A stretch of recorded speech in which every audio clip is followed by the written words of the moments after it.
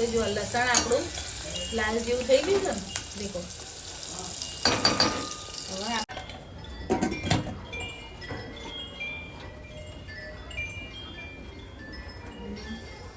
એ રીતે થોડોક જ થેપવાનો, મને બહુ થેપતા નહીં આવડતો રોટલો.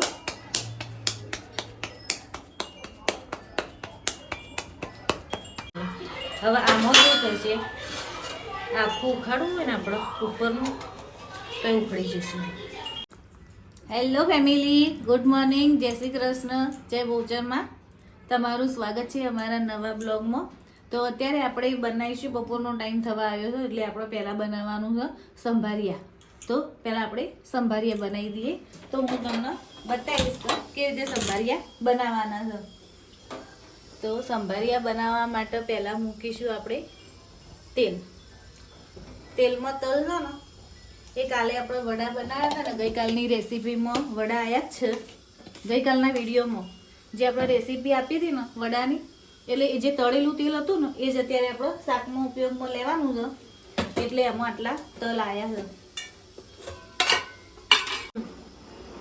તો સંભારિયા બનાવવા માટે આપણે પહેલાં નાખીશું 2 દાણા રહી.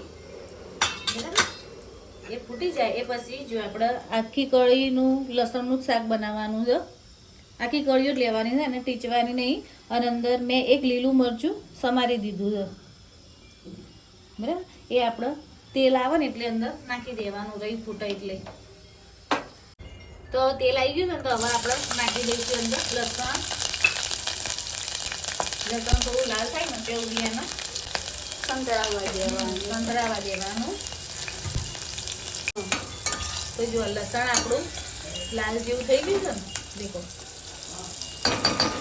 હવે આપણે અંદર નાખીશું રવૈયો, જે તમારીને આપણે મૂક્યા હતા ને, જો રવૈયાના આવી રીતના ઊભા પીસ ઊભી ચીરીઓ કરી દીધી છે આપણે. વઘાર કરી દેવાનો.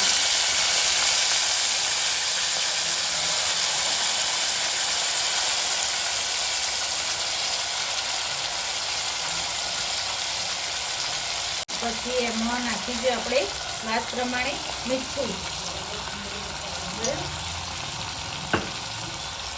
પછી એમાં આવશે મરચું 1 ચમચી, એમાં આવશે હળદર, ધાણા જીરું 3 થી 4 ચમચી ભરીને લઈ લેવાનું.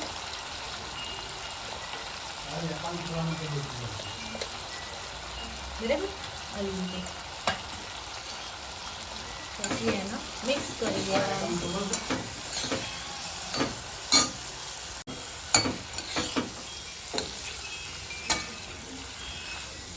હવે એને ગેસ ઉપર ધીમે તાપે 1 મિનિટ સુધી તેલમાં સંતળાવવાનું શાકનો. 1 મિનિટ સુધી ધીમા ગેસે એને સંતળાવા દેવાનું. એટલે એમાં છે ને, જ્યારે શાક તૈયાર થઈ જશે ને એટલે મસ્ત તેલ એકદમ છૂટું પડી જશે. તમને એવું શાક જોવા મળે, જ્યાં આપણે હોટલમાં શાક ખાવા જઈએ એટલે કેવું હોય, ઉપર તેલ તરતું હોય ને એવું શાક તૈયાર થશે આપણું.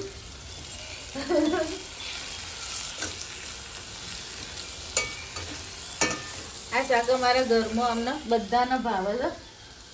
હું શીખી છું મારી મમ્મી જોડેથી આવ્યું શાક. મારી મમ્મી બનાવતા ને આવ્યું રવૈયાનું શાક, તો એ કેવું આવી રીતે પીસ ના કરતો. તો હવે નાખીશું આપણે 1/2 ગ્લાસ જેટલું પાણી. રવૈયા શાકમાં બહુ પાણીની જરૂર ના પડે.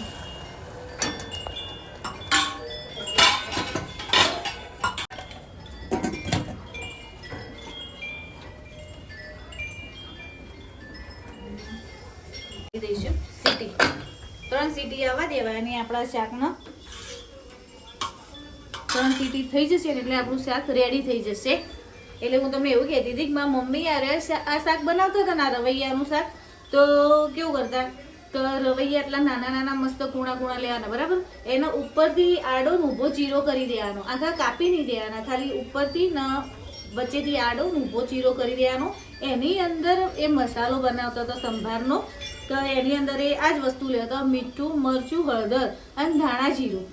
પણ ધાણા જીરાનું પ્રમાણ વધારે લેવાનું. જેમ આમાં મેં નાખ્યું ને 3 થી 4 ચમચી, એવી રીતે એમાં એવી રીતે જ ભરવાનું. મસાલો તૈયાર કરી દેવાનો.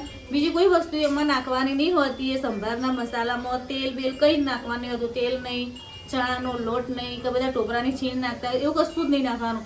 આ શાક આપણે રોટલા જોડે જ ખાવા માટે તૈયાર કરવાનું છે. એટલે આમાં ખાંડ બી નહીં આવે. આ શાકમાં ખાંડ નહીં આવે.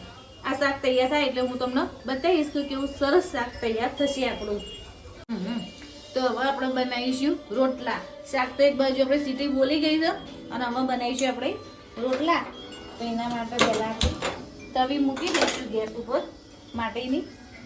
અને એના માટે આપણે બાજરીનો લોટ ચાળ્યો છે.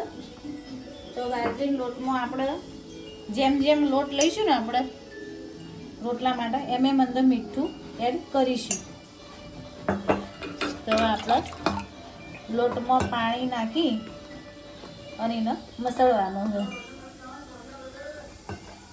બાજરીનો રોટલો કરીએ ને આપણે તો એકી વખતમાં બધું પાણી નહીં નાખી દેવાનું. અંદર થોડું થોડું પાણી આપણે ઉમેરી જવાનું અને રોટલો મસળાઈ જવાનો. આપણે આમ હલકા હાથે જ એકદમ મસળવાનો, જેથી કરીને આપણો રોટલો સરસ તૈયાર થશે. અને પેલી કહેવત છે ને કે 7 પાણીનો રોટલો અને 1 પાણીની દાળ. તમે રોટલામાં થોડું થોડું પાણી લઈને આમ 7 વખત લેવાનું, તો તમારો રોટલો એટલો સરસ તૈયાર થશે ને, કૂણો મક્ખણ જેવો રોટલો તમારો તૈયાર થઈ જશે. અને દાળને તમે જો ચડવા મૂકો ને તો થોડું પાણી રેડ્યું પછી પાછું ફરીથી થોડું પાણી નાખવાનું. એમ કરશો ને ઘડીએ ઘડીએ પાણી નાખવાનું તો દાળ સરખી રીતે ચડશે નહીં.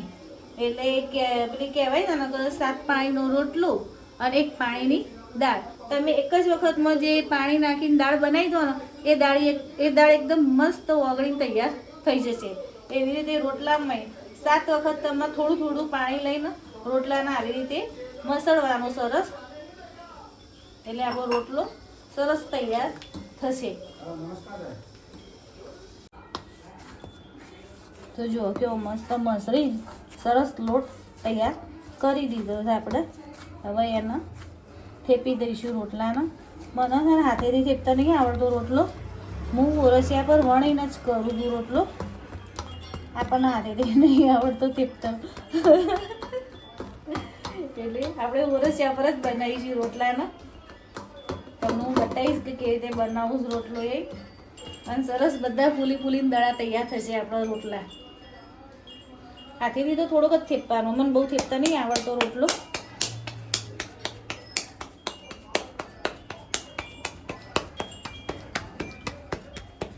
જો આટલો થેપે ને આટલો થેપાય આપણાથી, પછી લબડી જાય નીચે. તો આવી રીતે ઓરસિયા બાજુ અમે લોટ પાથર્યો ને એને આમ કરી દેવાનું, ઉપર લોટ કરી દેવાનો.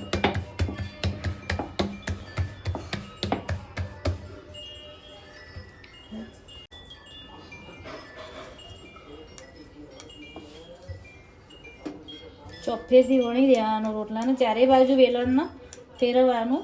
એટલે કેવું થાય રોટલો એક બાજુ જાડો પાતળો એવો ના રહે. આ તમે ચોફેરથી બધો રોટલો સરખો જ થશે.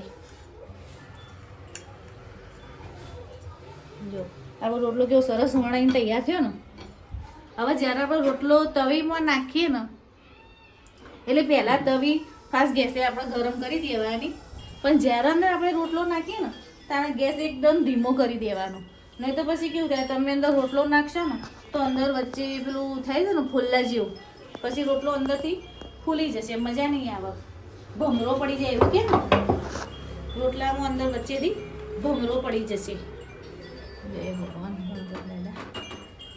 પછી થોડું પાણી લઈને આપણે ફેરવી દેવાનું રોટલામાં. અને ગેસ ખાસ કરી દેવાનો આપણે.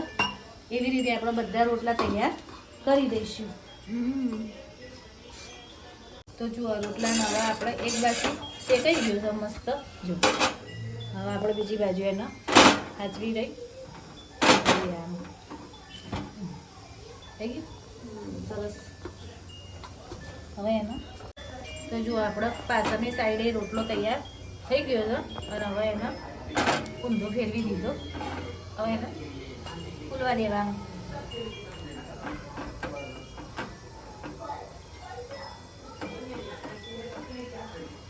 સરસ રોટલો તૈયાર થઈ જશે આપણો મસ્ત.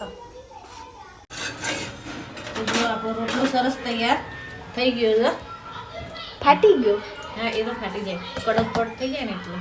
હવે આમાં શું થશે, આખું ઉખાડવું હોય ને આપણે ઉપરનું તો એ ઉખડી જશે. સરસ ઉખડીને આખું પડ ઉખડી જાય, બધા ફૂલી જ જાય રોટલા. એટલે પછી રોટલામાં આપણે ઘી નાખવાનું, ગોળ સમારી દેવાનો ઝીણો ઝીણો મસ્ત, પછી ખાવાનું. મજા પડી જાય. તો જો આપણો રોટલા શાક તૈયાર થઈ ગયું છે. તો આવી જાઓ બધા જમવા માટે. આખો રોટલો ખુલી ગયો. મસ્ત ખુલ્લો નાખવું.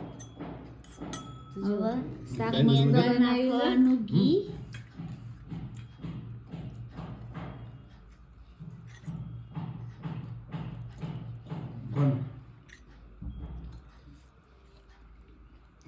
પછી જોડે છે શાક, મસાલા વાળું દહીં અને મૂળા તો અને રોટલો કી ગોળ કર્યો તો કાનન ધરાવા. અરે હા, આ રોટલો મેં કર્યો છે. હા, અને મસ્ત રોટલો બનાવી દો. ફર્સ્ટ ટાઈમ મેં રોટલો બનાવ્યો. આ એમને ખવડાવ્યું હતું ને એનું જ છે, પણ આટલો મસ્ત નાનો ગોળ. હું મારી રીલ છે ને વચ્ચે શેર કરી દઈશ, તમે લોકો જોજો. તો ચલો આવી જાઓ બધા. રોટલો, શાક, મૂળા અને દહીં ખાવાનું છે આજે. તો સરસ બનાવ્યું. તમે ખાધું ને તમને કેવું લાગ્યું? મસ્ત કાઠિયાવાડી ભોજન. કાઠિયાવાડી ભોજન. તમે તો છાશ કે દહીં કશું લીધું નહીં આજે. તો બેન શું બધાને બોલાવી દે જમવા માટે. તો પછી હું કરી લઉં પછી બોલાવું. કારણ કે મને છે ચોળીને ખાવાનું ભાવે છે, એવી રીતે નહીં ભાવતું અલગ અલગ. અમે છે ને હવે તે રોટલો શાક અલગ અલગ નહીં ખાતા. અમે રોટલો ભાગી દઈશું, અંદર શાક નાખી દઈશું, પછી ઉપર દહીં નાખી દઈશું મસાલાવાળું, અને જોડે લઈશું મૂળા અને ગોળ. અને પછી અમે ખાઈશું.